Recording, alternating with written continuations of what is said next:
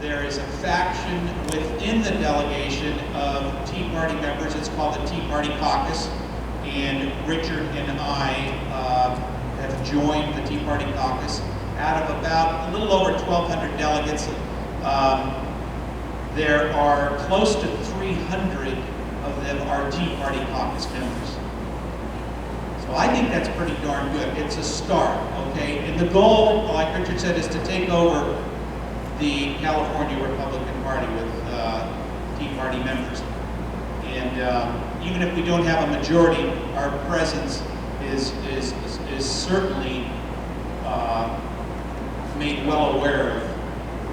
We even had our own speaker, Congressman Tom McClintock came, and we had our own room and our own event. We had a dinner, and we had Patterson spoke, Assemblyman Patterson, Shannon Grove spoke also. So it's a growing group, and we plan to have an influence. Now, what we did learn when we were up there, many of you already know this, but for those of you that don't, how many of you, raise your hand, have heard of Charles Munger, Jr.? Okay. This man is the California Republican Party. And it's hard to believe, but one man has such an influence by the money. He is the son of Warren Buffett's partner. Mr. Munger Sr. is one of the lesser known partners, and he's a billionaire. And so the money that he's given to his son has chosen to use it within the California Republican Party to influence and basically turn it into a rhino party. And he's everywhere, and his influence is everywhere. What we learned was not only was his influence there among delegates, but also within every single county central committee, there are Charles Munger people. He basically runs every central committee except Kern County. He doesn't have Kern County.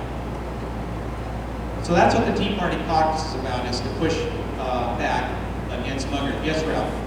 You know what his particular agenda is? His agenda is a moderate Agenda 21 rhino type of agenda, I would say. You're shaking your head, Glenn? Well, I mean, he believes in everything we don't. Okay, he's the opposite of the Tea Party. You know, Democrat light. I'll put it that way.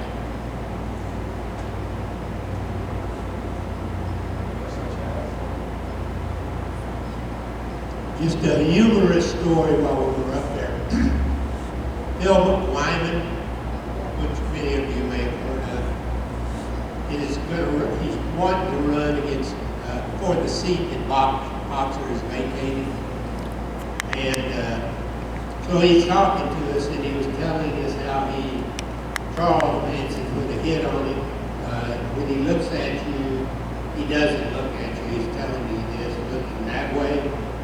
And I asked him, just to shorten it up, if he's kind of the guy that runs on, who's your favorite senator?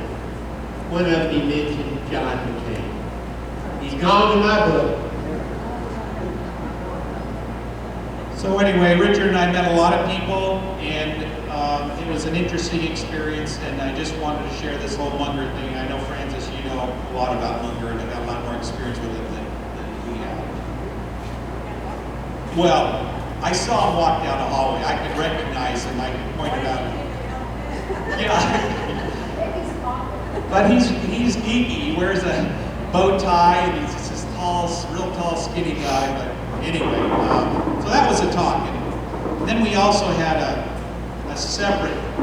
Well, I won't go into. There was another group that Richard and I attended that similar to the Tea Party Caucus, but. Anyway, your Bakersfield Tea Party was represented at the California Republican Convention, and they have 2 conventions a year. And what the convention does is establish policy. We voted on several declarations, and one of them, there was only one controversial one, maybe you heard about it, and that was whether to charter. And now chartering a group means that you endorse them, basically. And that was to charter the California Log Cabin Republicans. Now, does everybody know who the Log Cabin Republicans are? The Log... John's gonna like it. The Log Cabin Republicans are the gay and lesbian, transgender, blah, blah, blah Republicans. All right? Log Cabin has been around a long time. They will tell you that they made a difference in electing Andy Vidak, that they walked the precincts and went door to door, got Vidak elected for an example, and that they're very vocal, but they have an agenda.